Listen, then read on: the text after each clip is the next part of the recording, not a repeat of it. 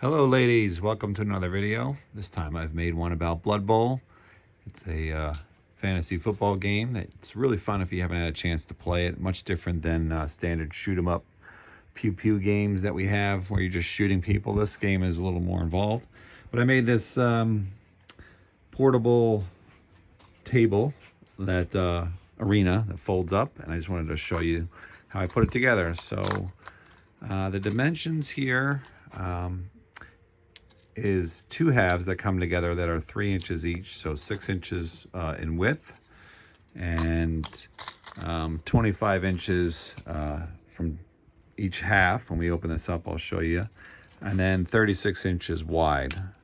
Okay, I put a handle and some clamps, and let me open this up for you. It's pretty light. It weighs about, I don't know, 10 to 15 pounds in total. It's just mostly wood and then foam. So let's try to do this here. See if I can do this one-handed. All right, I apologize about that. Couldn't do it one-handed, but anyways, this is what it looks like when it's open. And you'll see some missing spots here. I'll explain that in a second. But essentially, you have a middle section where the board folds up. As you can see, it's on piano hinges. So there's 2 hinges on either side of the middle that allow the middle to fold up, and that accounts for the fact that the structure has just 2x4s running across the edging all the way around. So just a basic 2x4 that the wood sheath on the bottom is attached to, and I just use a nail gun just to make things real easy, a brad nailer if you have one, or screws will work. And then a strip of this is 1/8 inch plywood here going around the corner, all the way around the edging. The top of the 2x4 is just covered in foam. The rest of this is all foam. We'll get into it in a second. But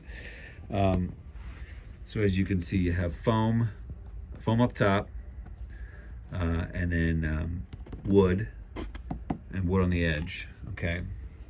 Our middle section is again a piece of wood, 6-inch wood that has piano hinges, and you can kind of see it here, that are screwed in place. There's little screws here, and you have to make sure your screws aren't too long or else they'll pop out the other end. That was one of my mistakes. But a piano hinge that you can buy from the hardware store that allows the thing to fold up, and what you're really doing is making sure that when this comes up, you don't interfere with anything, especially the other side is going to come right into position. All right, so that's the trick. Now there may be a way to design this so that you don't need this gap in the middle. I would have preferred that, because what's going to happen is my centerpiece now sits in here, and there's there's some seams, and I'm not a big fan of this, to be honest with you. I hate war game terrain that has seams in it. Boards and stuff, I prefer continuous, just because it draws your eye to it. But just so happens that I lined it up on a couple of rows of the blocks here, or the grid. So anyways, it's the best I could do. Now the end zones I've made custom removable, so that we can, depending on the team that you have, you can pop them in. You can pop them in or move them out. Let's say we got the Newtown Nuggets. That's my human team.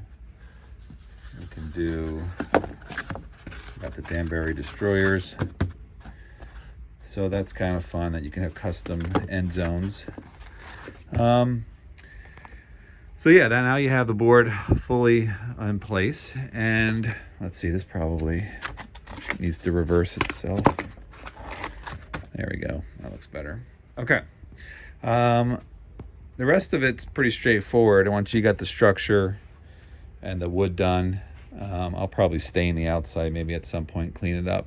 But the foam for the inside is all, what is this, 1 inch? Yeah, 1 inch XPS foam that once you lay it in, you create your pitch sides. You know, I have 4, I guess you could call them corners, where I turn those into beer gardens. I have some furniture I'll show you in a second. But back to the design, I have for Blood Bowl, you have your normal, you know, casualty area, injury area, and then your reserves. This is kind of like a little area where the players can come in at the beginning of the game before setup. I end up putting a lot of my cards here for play.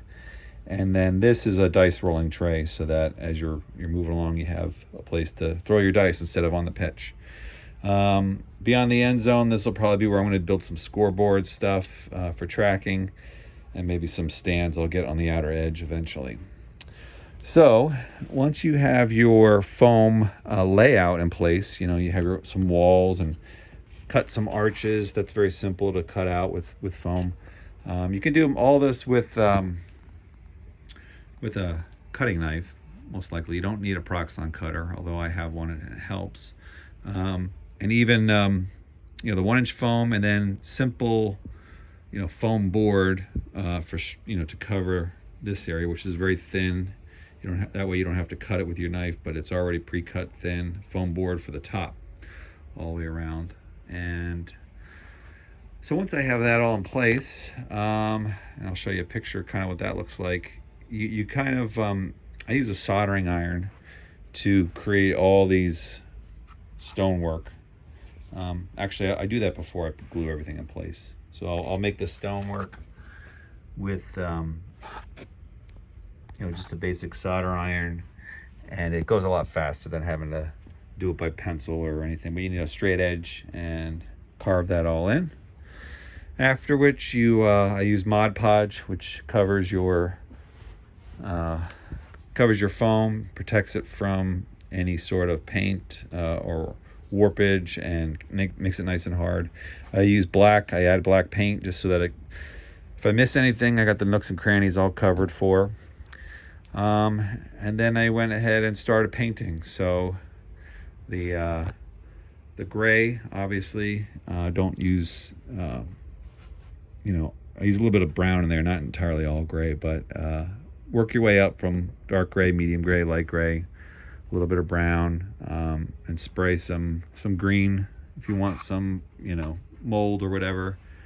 For your stonework, the middle of the pitch is, I paint the middle brown, and then I put sand, just basic, you know, playground sand, glued on top of that. The edges are painted green underneath in case I miss a spot with a flock. Then I come back on with the flock, let that dry.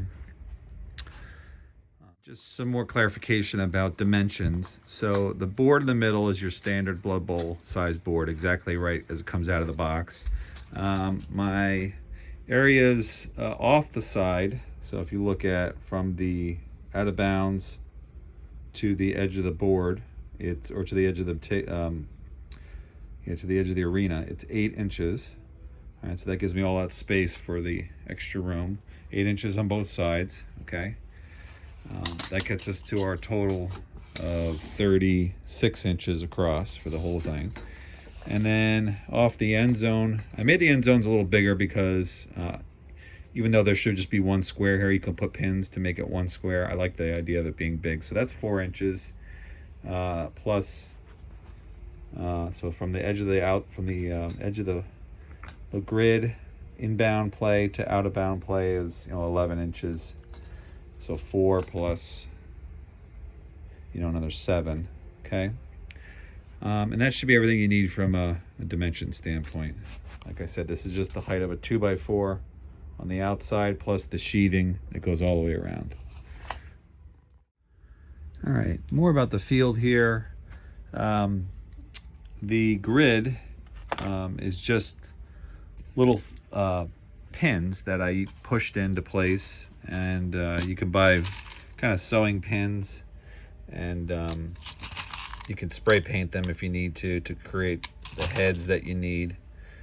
And you can see unpainted versus painted, and and you just push them. Once you get everything, you got your measurements in place. You got to use a long ruler, obviously, to get the right dimensions, and use the board that comes with the game as your guide to kind of measure everything and push these little pins in. And then I used a paint pen so to create these lines, and that works really good on top of the flock.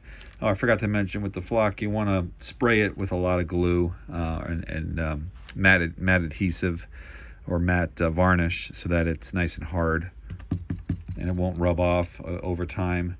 You know, same thing with the sand. You want that nice and hard, so that also when you draw on it with the pen, you know, it has a little tip here, and then you can use a ruler, create your lines. That makes it real easy. All right, for the end zones, I want to go back to that. I used foam on the back. You know, this is my base is foam, so it fits right into the right size. And then this is cloth with a t-shirt transfer on top that I designed on the computer. I just downloaded some free fonts for college, you know, font, and then some graphics, and then, you know, this is an old t-shirt, just an old white t-shirt. Printed it on there. I wanted to kind of create the effect of you know, like a turf end zone that you'd see at a professional game. But anyways, you know, that's, you can do that, or you probably can use paper if you really wanted to.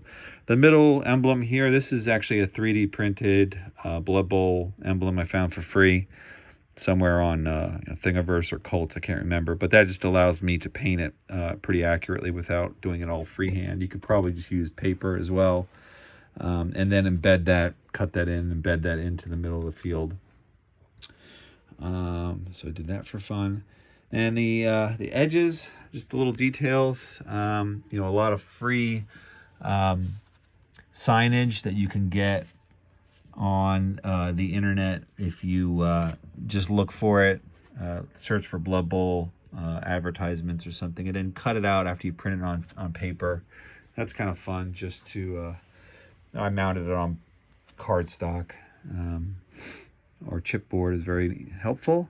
And then my beer gardens, which I'm building up, and kind of furniture, you know, little tables. I'm going to print some fans here, so I have people sitting, making it look good. And then you know, you can use the furniture for the, you know, for your areas that need your players, so that they can chill. It looks kind of neat. I think that's about it. So thanks for watching. Cheers. Enjoy. Hope this helps you out.